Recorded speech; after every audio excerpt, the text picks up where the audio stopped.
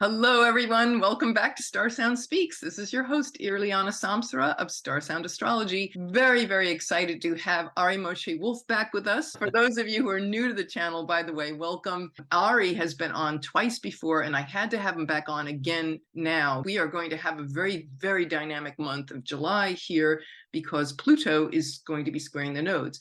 Before we get into that chat, just by way of introduction, Ari is the founder of Heart and Soul Centered Astrology. His passion is evolutionary astrology, coming from the teachings of Jeffrey Wolf Green. I love the way you said it, Ari, how you melded them and brought your own ongoing self-realization into the EA landscape. There are two courses. One is self-study, Heart and Soul Centered Astrology Essentials course, and the other one is open if you've already taken some EA or Ari's first cohort. The second part is open in August 2023. There will be new courses that some of that will be added, right, Ari? Isn't that like Yeah, you're doing a self-study with I'm some of that? expanding the self-study program so that even some segments of the part two course will be available for self-study. But if you want to join live, I do the entire program every year. So we're beginning the second part in August. Okay, great. Awesome. So I just wanted to give a shout out to that. And if you're interested in that, there's an affiliate link below. Full disclosure, a little bit for me to help keep the lamp on. So moving on from there, here we are. We've got July. This is going to be quite a month. I'm recording this early July. Pluto squaring the nodes. If you could just kind of walk people through who may not be aware about evolutionary astrology and what Pluto represents and why squaring the nodes is such a big deal. Maybe we could just start there. Yeah, let's speak to the basics and then we'll jump into the essence of the signature. Anything Pluto is about soul evolution. Jeffrey Wolf Green really beautifully spoke about Pluto as speaking to the desire nature of the soul. And so within every soul are two antithetical desires. One we can think of as the desire to separate from source, and the other desire is the desire to return to source. And the soul, which is what we are, right? We have agency, we have free will, creates this human experience as a vehicle to play out its desires. And he described that the evolutionary journey of the soul is the gradual exhaustion of all desires until the only remaining desire is the desire for the truth, to reunite with the source. So we all have that. It's not our only abiding reality because we're all wanting other things. So it's not about transcending or letting go of those things. A part of what this human life is for is just working through it. So we come into experience, we manifest our desires, we play it out, and we learn more, we grow, and we let it go. And then we generate new desires for new experience, and we let that go. And all along the path, we're just growing, becoming more aware of our inherent power, who we truly are. And this is the nature of the evolutionary journey. But a very important facet of Pluto, and anything that involves Pluto, really speaks to the choice between cooperation and resistance. Mhm.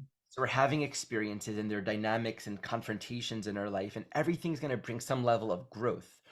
But everything's also impermanent. It comes and it stays for a while, and then it goes when it's no longer here. Nothing lasts forever. And so we can be in a psychological state of resistance, which would be any emotional state of victimization, of associating life conditions with something that deems us powerless or entangled or entrapped or incapable of living from our agency.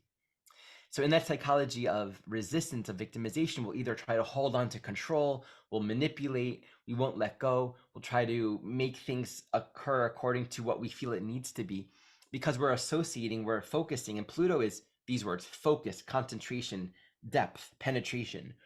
It's the power of our soul, this profound life force that's incredibly creative and powerful beyond what any of us understand. And so the fixation of desire towards external object experience is a lot of inexpressible power fixated seemingly on the outside. And so when we're in a state of resistance, it's trying to hold on to what we can't. And so we do learn ultimately how to let go.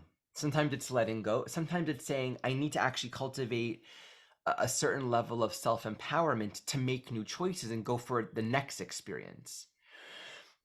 And that's the cycle of evolution, the stance of cooperation, right? Cooperating with evolutionary imperative is that gesture of going within, taking full responsibility for our own inner reality, which in a sense is almost like retracting our attention from whatever is so highlighted in our consciousness from what's going on the outside, bringing it within and asking ourselves, what's the evolutionary intention here?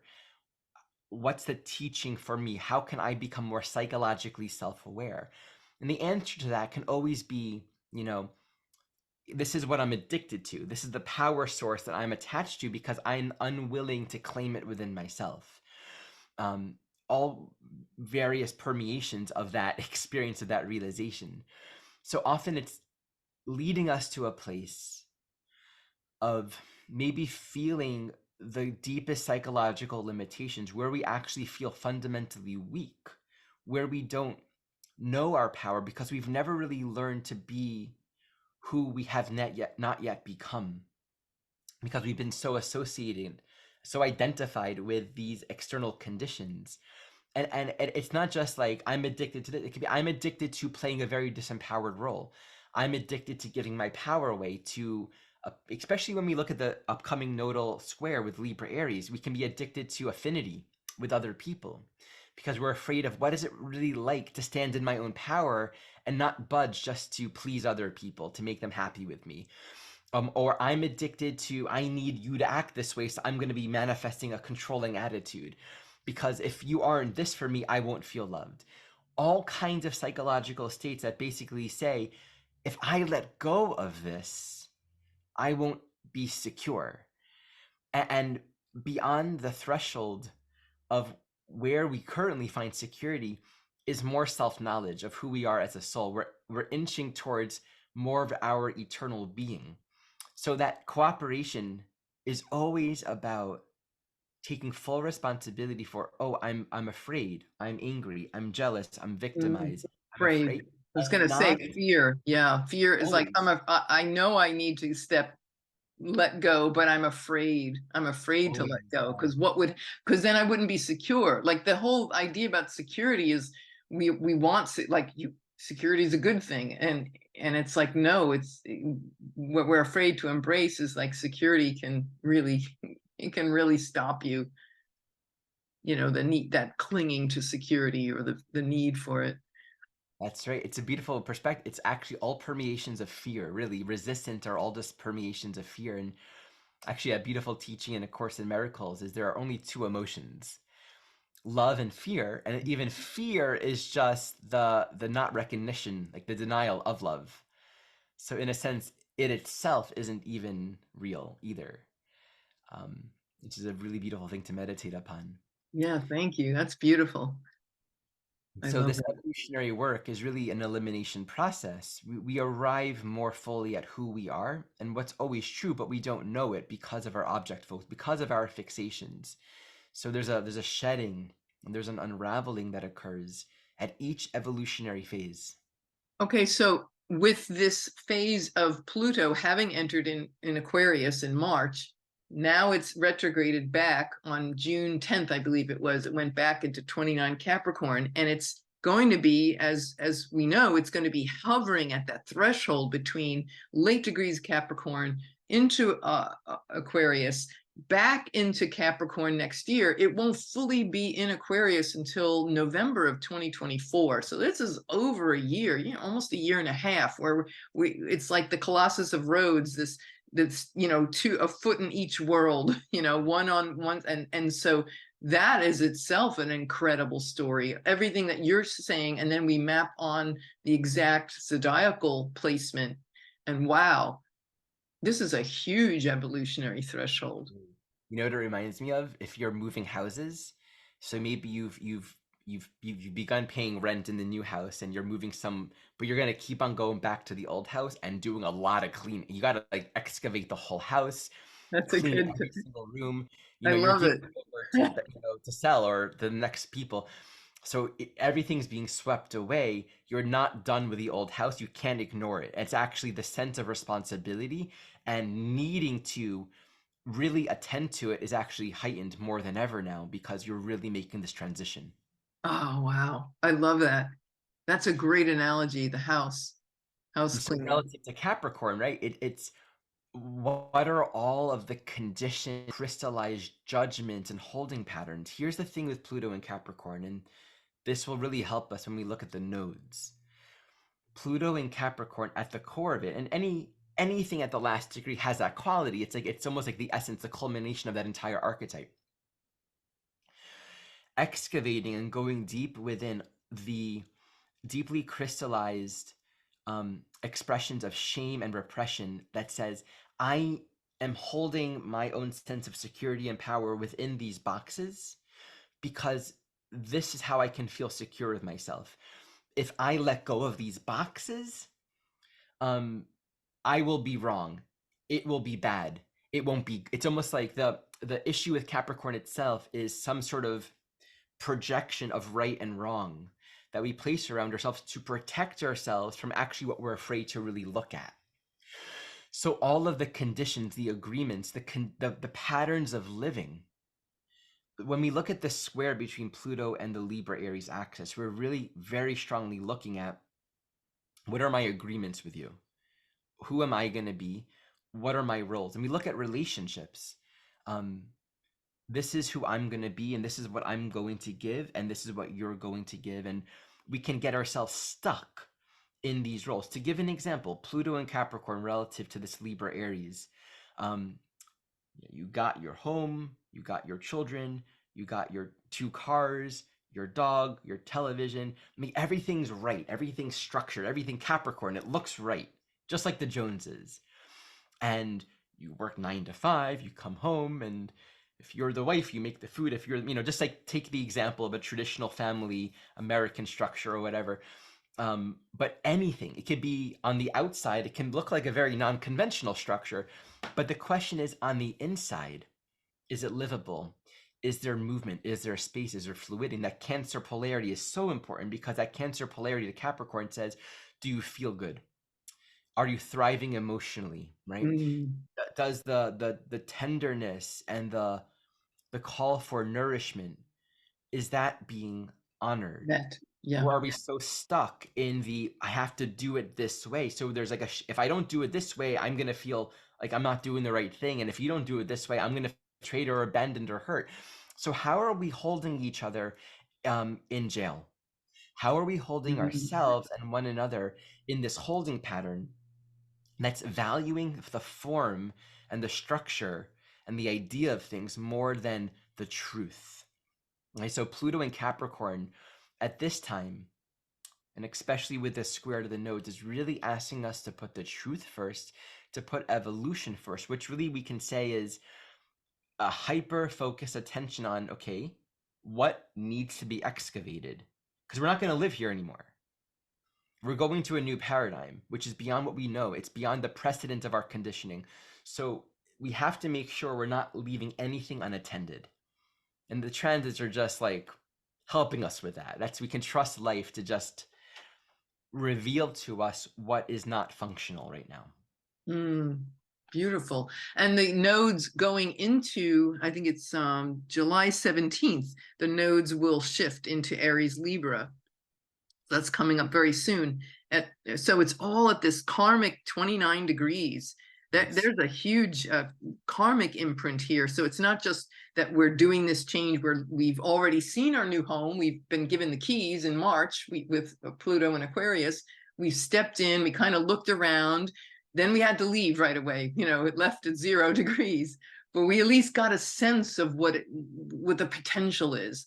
So having seen that, then we go back to this old house and go, well, given what I've just seen there, what do I need to take with me and what needs to go? Because Right. this furniture is not going to fit in that new house. Not, Something's got to go. and let's be clear, I don't know if we actually are allowed to live in the new house yet. Like maybe we don't have the keys, but they gave us permission to like start moving in. We're still living in the old house. Like we're still sleeping there. And so Pluto is the excavator. And are there mold issues behind the wall? right? Like, are there some fundamental structural issues that are actually dangerous and not good? Because we can't just ignore that. So we're still sleeping here. It needs to be healthy. We need to be able to utilize the kitchen and the bedroom. So I think the actual we were looking at this before, the squares, the actual exact 90-degree is the 29th to the 28th, because Pluto and the nodes are both moving backwards. So they're staying in that exact square within a minute for like 7 days, which Yeah, is really amazing. that's Um, crazy. all from the Yeah. 29th degree to like the very end of the 28th degree on the 28th. So yes, that'll be the July, about July 22nd, depending on the time zone, 23rd on the eastern seaboard, 22nd, 23rd to about the 28th. So Okay. there's, yeah, it's almost a week. It's amazing. Yeah, it's a powerful, I mean, one of the most powerful transits. And of course, Venus is stationing retrograde during that as well, And at yeah, conjunct to Pluto. That's its own ruler of topic. the South Node. I mean, Yeah. it's and all the eclipses that we're gonna be. Yeah, it's just yeah, that's just wild. So That's that's that's the like week showdown where, at the OK Corral. That's how yes, I go. yeah. Showdown at the OK This is the Corral. week where the fumigator comes, right? This is where there's a hyper focus on really attending to what is the evolutionary imperative of this time. So shall we tune specifically into the nature of this Pluto square to the nodes? Okay. Yeah, I'd like to. Okay. So when we work with the nodes in evolutionary astrology, we're always looking at how we're integrating our experience. Like the nodes, both natally and in transit, are incredible. They're like portals. And you feel that most during eclipses, but note, the sun is also going to be in Cancer, squaring the nodes. This is the midpoint between the eclipses, which are also very powerful station points. These are very important periods in terms of like the yearly cycle. The nodes are where evolution happens, where dynamics from the past come up to be integrated, harvested, or cleared and resolved, and then we're moved forward towards the evolutionary trajectory, where the growth is right now, the new, the unfolding. South node, north node. And so right now, the South Node being in Libra, a lot of the strong karmic resolution is occurring within our relationships. And the key here is to be embracing our Aries North Node, which says, what's your purpose? The call for freedom and independence says you have a purpose, and it requires the courage to maybe stand in your own self authority, Pluto and Capricorn relative to Aries North Node. Make your own decisions according to your own inner ethic and guidance. But this is not about separating from other people. There's a lot of resolution in that Libra South Node. So the question really becomes, how do I stay committed to my relationships where my bottom line orientation is every relationship is an expression of choice where each individual is showing up from a place of freedom, and our presence is full.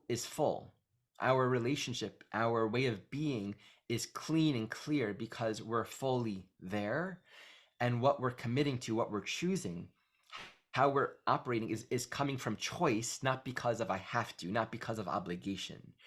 And so where there are these imbalances and the entanglements and the patterns and the codependencies and the people pleasing, the expectations that aren't mutual, that aren't clear, that aren't agreed upon, all of this really needs to be seen. Right. And Be Pluto committed. will show it to us very, Absolutely. very And, intensely. and the duality that we really have to be aware of, because when Pluto squares the nodes, it can really imply it manifests as a flip flop. And it's been squaring the nodes for several months, so this has been building. Right. A thing to really watch out is where we fall into a duality of rejection or leaving or isolation. This was toxic, or this didn't work, or this isn't good, or I can't work with you, and I'm just going to go in and do my own thing.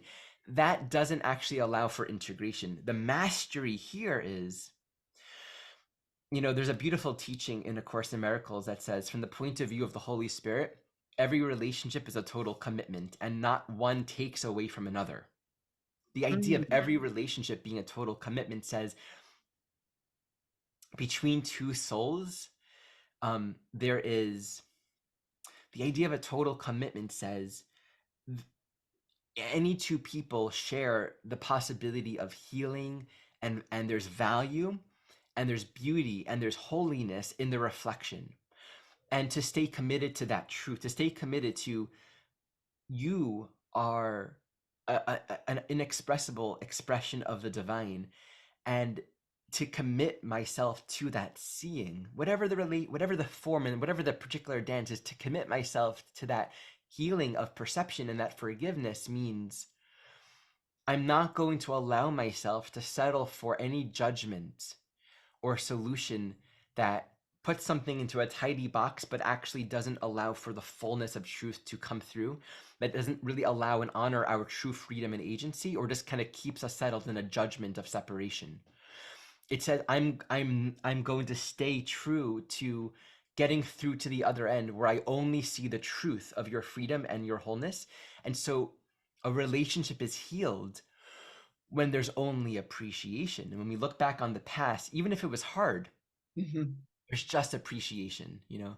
Or even if it was like, for example, a really dysfunctional codependent relationship, like if we can just make it in an extreme example here, even if people who listening might be experiencing an abusive relationship somewhere in their life, and maybe in more than one place.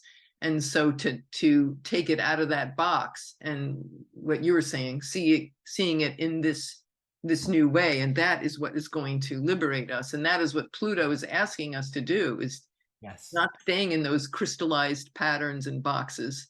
Yes. I'm so glad you mentioned it, because some feedback I often get is like, well, what about if I'm in a relationship with like a true narcissist and this is like really abusive, you know?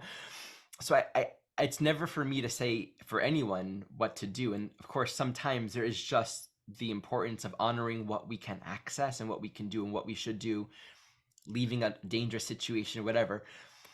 But I do find that the more we heal our mind, the more we really meet our own internal healing, the more our story of the past and of other people always follow. When we heal our mind, our perceptions follow. Like like the waves that just follow the ship in the ocean, you know, just it follows the movement of the ship. There's something that is it's unified, and because we become more self-aware of our own soul program, and ultimately the deeper, sometimes hard to grasp, sometimes it takes a long time, true that everything is for our benefit when we really orient to the soul. And I never want that to become a point of alienation, to sort of bypass what's present and live and sometimes really maybe important at this moment. But that's what emerges as we go deeper within. And perception always changes as a result. So this Pluto square in the nodes really emphasizes the significance and the holiness and the value of all of our relationships, whatever they're bringing forward. And I want to share one thought. There's a truth to the experience of evolution where things are uncomfortable and we don't have an answer, and we maybe haven't like seen the other end of it yet. Like we're in the room, it's moldy, I don't know what to do. Like being present with an uncomfortable situation, and just being with it, and just this wisdom, and this like practice of yielding ourselves to it. Oh, I'm really angry, I'm really upset, I'm really triggered, I'm really annoyed by this. I really am stuck in this pattern, and almost the part of us that wants security wants to solution it, wants to give the solution, wants to find a way out, wants to strategize. And there's sometimes a lot of healing and sweetness and taking our time with it, which sometimes taking our time itself becomes an act of self-forgiveness, of cultivating more grace and trust. I trust the intelligence of life. I trust myself. I trust that this moment's okay, and I'm actually giving myself permission to rest a little more, and to be a little more gentle. What we learn in that is, in being a little less defensive or on guard or reactive or solution focused, we learn this infinitely profound art of allowing everything to be as it is. Mm. And that itself becomes its own healing and medicine. Allowing everything to be as it is and just being with what's there. Like, okay, what's there, so much of the learning that we encounter along this journey is when we cross the line from feeling really uncomfortable to allowing ourselves to feel uncomfortable, and instead of the That's solution huge. that That's we often huge. move into, and we don't cross that line very frequently because we don't want to feel uncomfortable. Like, this is maybe like a little bit of a vulgar analogy, but if you've ever had a stomach virus, and you know I've noticed when I'm sick and I feel like I need to purge, I might be like squeamish and moving around a lot. But there's this like beautiful experience, and I had this experience where I'm just like sick. I was with my daughter. We were both sick at the same time. I'm just like leaning into it, like sitting up straight. And for anyone that's ever sat in a medicine ceremony, there's this concept called getting well. They call purging getting well, which is like this beautiful concept because you're releasing something, but at that moment of release, you feel the worst. And so to find grace and relaxation in the moments of greatest discomfort is almost antithetical to our survival impulse. But there's like this poetry in it that says, I trust the medicine of life. I trust the intelligence of my soul and the design of life and evolutionary purpose. I trust my destiny. I need not control this. And so that relaxation and grace allows something to happen on its own. And so I just think that's a really important thing to really contemplate at this time when there's so much psychological content moving, and we might feel very stimulated. Might think that we need to do a lot more than maybe just be with it even more deeply. And when you're saying this, Ari, what comes to mind is how in our Western culture, with medicine, it's so much of it is just treating the symptoms, and it's like We band-aids. don't have to feel it. Yeah, it's like, oh, you don't feel that nasty stomach feeling. Here's something that will just suppress it, and all these things. And I'm not here to judge anybody or anything, no way whatsoever, but I'm just saying that it's interesting because that's woven into our very thinking. And we talk about Pluto and Capricorn and these crystallized containers of beliefs of how things should be, and it's like, hey, what if can you imagine going to the doctor and doctors just be with the nausea? I mean, here's a pill that you have to take to, it's just amazing that we're at this time in our life where we get to rewrite all of that. We can step outside of that whole thinking. And I love when you said earlier about there's being aware, there's being okay with it, and then and you said it better. Sorry, Being being uncomfortable, uncomfortable, right? and then I forgot what I said too, but um, allowing yourself to feel uncomfortable. Right.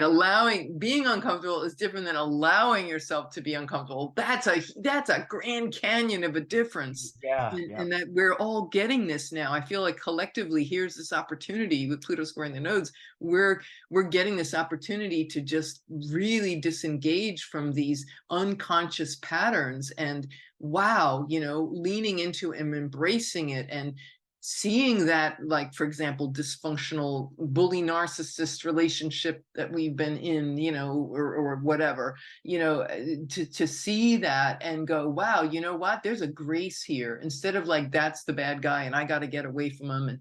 And it's like, no, there's something different. And I know from experience, that when we stop projecting outside and making them wrong, and oh, I gotta get out of this thing. And it's like, yeah, on one level you do, but to not see it as this bad thing is to see it as this grace. That other person shifts. I'm sure you've seen it in your own life. These things that we think these people are just so intractable, their attitudes and their whatever and their toxicity, but it's not. It's really our mind that is, helping to create. Ultimately, there's, Warren Earhart used to say that there's nobody out there. It's like, oh, but my mother, da, da, da, da, da. It's like, there's nobody there. It's like an empty boat. That's sort of the meditator finally found a canoe to go into the middle of the lake where there's no one, and he's meditating, and suddenly this boat knocks his knocks his canoe, and he said, "Who's so careless driving this canoe? And you just knocked into me." And opens his eyes and sees that it's an empty, abandoned canoe. There's no one there. There's no object. No one did that to you, right? And I think we fail to recognize the extent to which um, we fix our own unhealed condition by fixing our perceptions onto other people. In most cases, I actually really feel that, like you're saying, when we kind of meet our own content and stop accusing the others as being the cause of our suffering, most of the time people will join us in that, right? There are some that are, more chronically in that state of resistance and they won't, but the narcissist, and to exist and to be perceived as a narcissist, requires um, a perceiver, right? We have to have the experience internally of our power being given away, of them taking something or mistreating us. If we're unwilling to join that world, if we're unwilling to exist in that framework of our power given away, maybe we can identify behaviors and psychological dynamics, but we wouldn't actually be able to identify someone else as that. It's an interesting thing. We can love others and appreciate them and simultaneously recognize, oh yeah, here's where you have some healing to do. But it becomes so impersonal and more compassionate and less charged. And we feel much less of a need to judge and control another person, even if they got a lot of unresolved stuff going on. When we free ourselves from the dynamic, we can really see with a lot more love. And I want to offer this perspective, and hopefully this is like a compassionate, when it comes to that threshold of, I think this is where maybe we often get confused or it gets tricky. That threshold of allowing everything to be as it is versus controlling it, or demanding, I need this from you, or I got to do this, or I'm going to separate. There's no judgment. It's more of a personal inquiry. And I invite this for each of us as a personal check-in, right? We're not trying to take a principle and universally apply it and alienate ourselves. Personal check-in in our own way. Can I allow this now? Can I listen a little more right now? Can I just be with this? Right? And just being willing to offer ourselves that question and just to consider it. More often than not, I think for all of us, we're going to find, yes, I can. To listen to another person. So Libra, can we listen and remain undefended? Even if it hurts, even if we're triggered. And it's a practice of learning how to be more intimate, more comfortable with ourselves, and to realize they're just that empty boat. How far can we push that threshold and give ourselves more permission to trust the moment? That's for each one of us to explore on our own. That threshold is for us to decide. Wow. And then I guess I would like to say, maybe in conclusion of this wonderful interview, I've really gotten so much out of this, is as we do everything that you've just been talking about, this, sitting with, being with what's so, even if it's uncomfortable, leaning into that. And then those are gifts that this Pluto retrograde in Capricorn squaring the nodes, if we can realize these gifts, then wow, what a whole different world Pluto, when we get back into Pluto and Aquarius, we can take these insights and move it forward. Because right now in the collective, Pluto and Aquarius has been looking kind of scary. And I'm thinking about AI and Chat GPT, and you're seeing these stories. It feels like we're not going to have jobs. The robots are going to take. There it is again, that projection of I have no agency here. The robots are going to take over. And it's like, no. If we do this inner work as well as you've articulated, then it doesn't have to look like that. It really doesn't. And I know that sounds preposterous, but Well, absolutely. I mean, we get to find out, and I think it all starts with doing our own work right now and trusting the evolutionary process. This new house that we're going to is so different. We want to do our work now with total trust because we don't want to recreate the same conditions. Then it's not what we're interested in. There's so much more that we want to see. There's so much more that we want to experience. Can I share a story, something that I read recently? sure. I'm reading this book, rereading this book, Anna, the grandmother of Jesus. And it's just from the point of view of the story, it's Jesus' grandmother telling the story of the preparation of Jesus and his time walking this earth. And there's this one beautiful story that touched me. talking about his time doing healings, he did this healing for this one man that had palsy and a clubbed, I think a clubbed foot or a clubbed arm, right? So it's sort of clenched in this way. The story says he was with him, lie down with him, and spent some time together.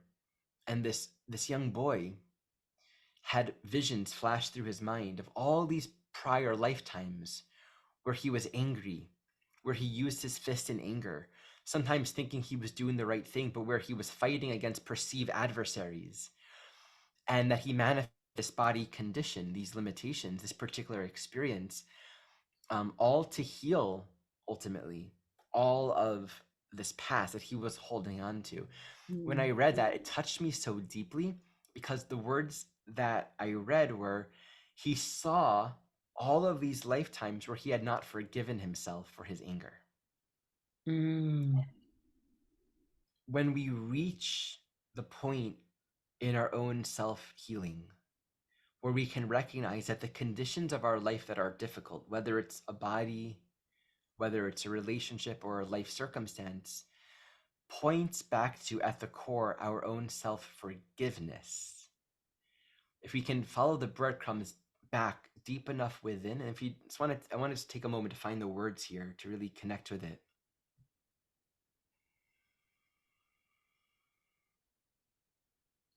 Because the teaching of truth, like the truth is, we're not here to suffer. Like it's not our purpose to suffer. And so there must be some sort of mistake. There must be some sort of deeper teaching and remembering underneath our suffering experiences. And again, this shouldn't be used to say, well, if you're suffering, it means you've made a mistake. That's the wrong way to take it. It's more about yielding ourselves to the experiences that are uncomfortable and being very open to the healing that is there, being very open to the profound heart opening and the correction of our own thinking that is at the heart of all healing. All healing is self-forgiveness. All healing is the correcting of our thoughts. Even when we forgive another, we're forgiving our thoughts that we thought about them. They say forgive and forget, forgiving and forgetting. We forgive and then we forget what we thought about them. Yeah, I agree. Correcting our own thinking. And so at the core of all of this is we return to a more loving thought, a more loving understanding of ourselves. And sometimes that forgiveness is veiled by a lot of anger or hurt projected on the outside. So I was really touched by that because, see, Pluto and Capricorn is going very, very, very deep. It's unearthing a lot of repressed content. So we bow to our relationships and we are liberating each other. Like Ram Dass says, we're just walking each other home. Yeah. And Miracle says, honor your brother as your savior. You are each other's savior. Like to see that, and to stay committed to one another and to stay committed to this path is staying committed to the soul, staying committed to God, to truth, to love. And yeah. Oh, that's beautiful. Awesome. Wow, you come up with such gems. I listen to you, I'm like, oh wow. I know that is in me somewhere, but the way you say it is so beautiful, and I'm just always so grateful. I could listen to you for hours, but I know you have a class to teach, so can't do it today. But we can always have you come back and share some more. Always Wow, happy to. thank you. Wow, this is beautiful.